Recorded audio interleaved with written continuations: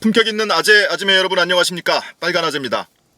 저는 지금 서울을 올라가다가 라디오에서 유튜브 뒷광고에 관한 얘기가 나오더라고요. 그래서 이 뒷광고를 언론이 어떻게 다루는지에 대해서 정말 할 얘기가 많습니다. 그래서 잠깐 휴게소에 들려서 카메라를 켰습니다. 우선은 제가 지금 서울 가는 이유는 오후 2시에 이제 한 3시간 정도 남았는데요. 오후 2시에 손혜원 전 의원의 선고 공판이 있습니다. 목포 부동산 투기 혐의죠. 쉽게 얘기하면 지난 6월에 2달 전에 검찰이 구형을 했는데 징역 4년형을 구형을 했습니다. 오늘 재판부에 1심 판단이 나오게 돼 있는데 쟁점만 좀 간추려서 말씀을 드리자면 손혜원 의원이 받고 있는 혐의는 크게 두 가지입니다. 하나는 목포시청으로부터 보안 자료를 반출받아서 그것을 부동산 투기에 활용했다라는 거고, 하나는 목포 부동산을 매입하면서 차명으로 매입을 했다. 이 두 가지 혐의입니다. 그래서 부동산 실명법 위반 그리고 부패방지법 위반, 이 두 가지 혐의인데 무죄가 나올 가능성도 꽤 있어 보여요. 우선은 부패방지법 위반은 이 법률 명의 풀네임은 굉장히 길어요. 부패방지 및 국민권익위원회 설치 및 운영에 관한 법률 위반 혐의, 이렇게 되는데 목포시청에서 시장 또는 도시재생센터 라든지 도시재생을 관장하던 주무부서장으로부터 일반에 공개되지 않은 미공개 정보를 제공받아서 이것을 부동산 투기에 활용했다, 이런 건데 저는 이 부분이 우선적으로 무죄 나올 가능성이 훨씬 더 농후하다라고 봐요. 그때 당시 손혜원 의원이 제공받았던 자료를 저도 법정에서도 보고 언론에도 많이 보도가 됐는데요. 이미 주민공청회 등을 통해서 일반에게 공개된 자료였고 국토부라든지 국무총리실에서도 그 직후에 발표를 했던 그 자료입니다. 그래서 이것이 과연 정보 격차를 노린 미공개 정보 또는 보안 자료를 입수를 해서 활용을 했다고 볼 수 있는 것이냐라는 측면에서는 글쎄요, 그 검찰의 공소 사실이 인정될 가능성이 좀 높지 않다고 보고요. 두 번째는 조카, 지인, 그리고 남편이 이사장으로 있는 재단 명의로 부동산을 매입했고 그리고 그것을 차명으로 소유를 했다라는 건데, 우선 대표적으로 창성장이라는 시설 그리고 카페 조카들 명의로 조카들에게 증여를 해서 조카들이 운영을 하고 있잖아요. 근데 자초지종을 보니 손혜원 의원은 이 조카가 어릴 때부터 학비라든지 생활비라든지 이런 것에 대한 보조를 상당 부분 기간 해왔습니다. 그러니까 손혜원 의원 본인이 자녀가 없다 보니까 조카들이 어렵게 살거나 하는 것에 대해서 도움을 주고 싶었던 것이고 목포에 와서 정착을 했으면 좋겠다라는 생각에 이전에 해오던 대로 매달 몇백만 원씩도 보조를 해주고 지원을 해주고 했었으니까 이 앞날을 위해서 목포에 자리를 잡고 정착을 하는데 도와주기 위해서 이 조카에게 증여를 통해서 건물을 매입할 수 있게 해준 거고, 그 창성장도 그렇고 카페도 그렇고 보면 실제로 손혜원 의원이 명의신탁을 하거나 차명으로 보유를 하고 있는 거라면 결정적으로 재산권 행사를 하는 타이밍에 본인이 재산권을 행사하기 위해서는 이 주요 서류들을 본인이 보관하고 있을 가능성이 크잖아요. 등기권리증을 비롯해서 모든 서류를 본인이 보관하고 있으면은 혹시라도 말이 될 텐데, 이 관련된 서류들을 모두 조카가 보관하고 있고요. 그리고 이 시설을 운영함으로 해서 얻어지는 수익은 이 조카의 생활비로 쓰고 있고 거기에 부과되는 세금은 조카가 납부를 하고 있습니다. 그러니까 이런 점을 볼 때도 실질적인 사실관계도 그렇고 법리적으로도 그렇고 이것은 명의신탁 내지는 차명 소유한 것이 아니고 실제로 조카에게 증여를 해서 조카가 소유를 하고 있는 거다, 이런 주장을 펼치고 있어서요. 무죄 나올 가능성이 꽤 높아 보입니다. 아마 한 오후 2시에 선고 공판이 예정되어 있으니까 빠르면 한 2시 반쯤에는 여러분들께 속보로 소식을 전해드릴 수도 있을 것 같은데요. 선고 결과가 나오는 즉시 법원 앞에서 생방송으로 여러분께 소식 전해드리는 걸로 하고요. 상황 봐서 혹시 가능하다면 손혜원 의원 인터뷰도 생방송으로 직접 전해드리도록 하겠습니다. 자, 제가 차를 세우고 여러분께 카메라를 켠 이유, 주된 이유는 말씀드린 바와 같이 유튜브 뒷광고에 관한 이야기입니다. 못 들어보신 분도 계실 텐데요. 뒷광고가 뭐냐면, 여러분들 유튜브 보시다 보면 누군가가 그 언박싱, 무슨 사용 후기, 리뷰 뭐 이런 영상 많이 올리죠. 특히 뭐 먹방도 그렇고 IT 제품도 그렇고 뭐 이런 다양한 분야에서 그런 협찬 또는 광고 행위가 이루어지고 있는데, 내가 소개하고 있는 이 제품이 또는 내가 리뷰하고 있는 이 제품이 어떤 협찬이나 광고를 받은 것이 아니고 내 돈으로 산 거다. 그러니까 광고를 받았다는 사실을 이야기하지 않고 마치 객관적으로 리뷰를 하는 양, 이렇게 방송하는 것을 뒷광고라고 표현을 한다고 합니다. 이것을 근데 언론이 다루면서 굉장히 비판적으로 지금 다루고 있거든요. 저는 뭐 하루 이틀 한두 번 이야기가 나오다 말겠지 했어요. 그랬더니 며칠이 지났는데도 계속 이야기가 나오고 있어서, 야, 이거는 언론이 이 이야기를 뒷광고에 관한 비판적인 보도를 할 자격이 있는가에 관한 말씀을 드리려고 합니다. 뭐 뒷광고가 됐든 앞광고가 됐든 실제 유튜브도 그렇고 일단 방송이라든지 신문에도 광고, 협찬, PPL 많이 진행을 합니다. 그런데 우선 방송만 한번 보죠. 방송이 그런 말을 할 자격이 있는지를.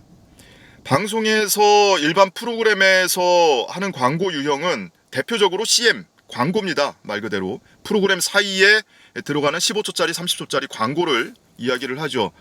이 광고만 보더라도요, 지상파 방송사는 중간 광고가 허용되지 않습니다. 중간 광고라는 건 뭐냐면 프로그램과 프로그램 사이에 들어가는 광고가 아니고 그 프로그램을 중간을 뚝 잘라놓고 뭐 1분 30초 이렇게 광고를 집어넣고 있죠. 지금 이걸 중간 광고라고 해요.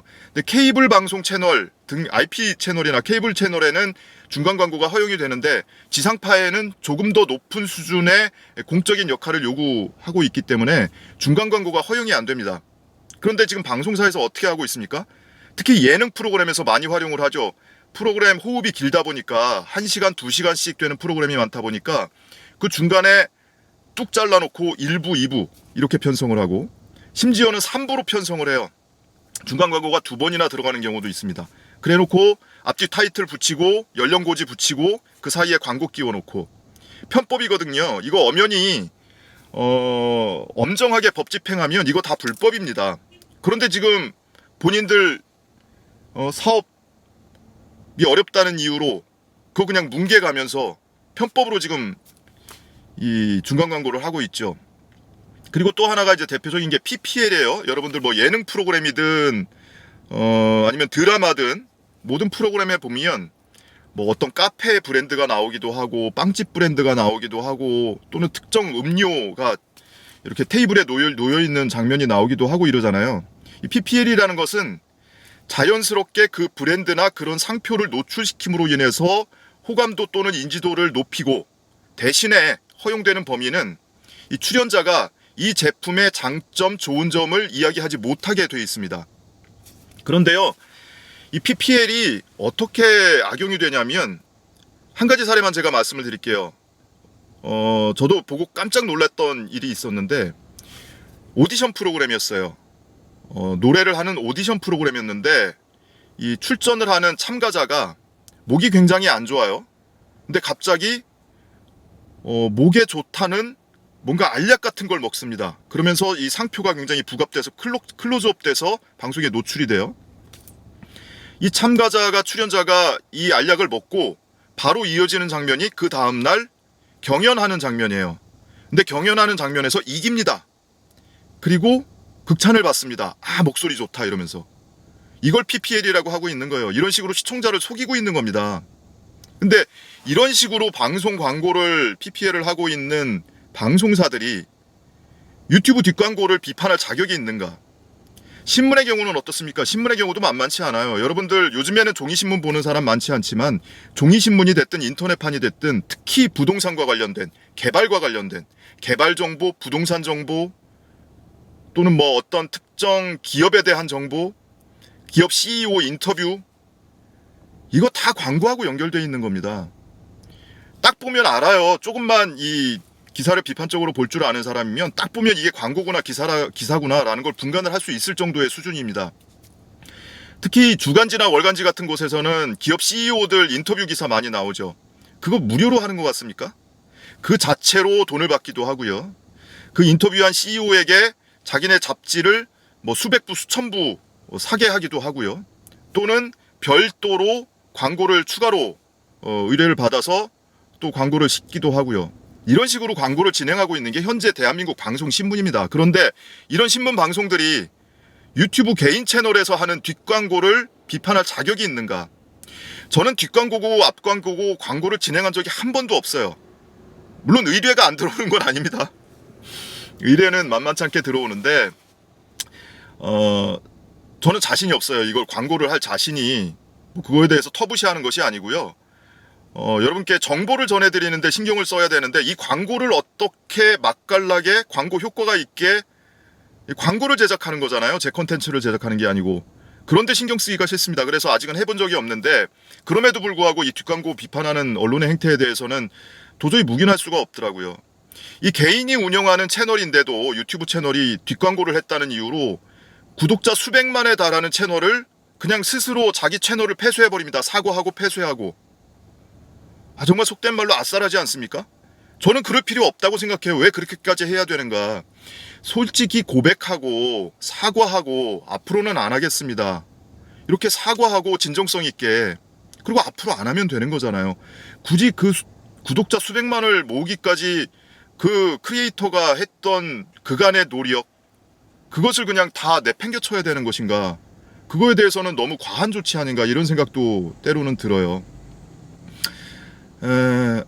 이 유튜브 채널을 운영하는 사람들 또는 크리에이터들이 무슨 뭐 팔지 못할 것을 속여서 팔거나 이런 것도 아니에요.